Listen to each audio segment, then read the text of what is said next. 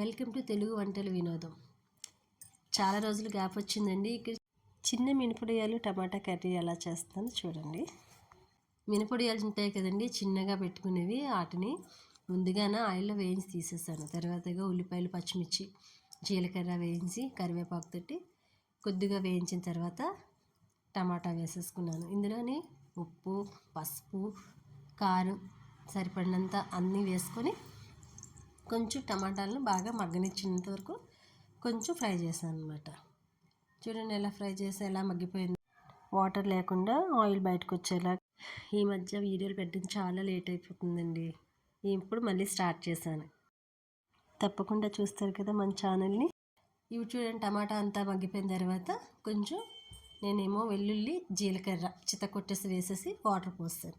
ఆ వాటర్ కొంచెం బాగా మరిగిన తర్వాత ఈ చిన్న వడియాల్ని వేసేసాను. చూడండి, ఇది బూందీ కూరలాగా ఎంత చక్కగా బయటకు వచ్చేసింది.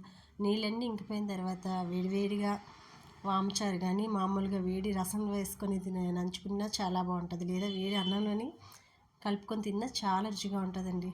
ఒకసారి ట్రై చేసి చూడండి, చాలా బాగుంటుంది. నా ఛానల్ని సబ్స్క్రైబ్ చేయండి. Thank you.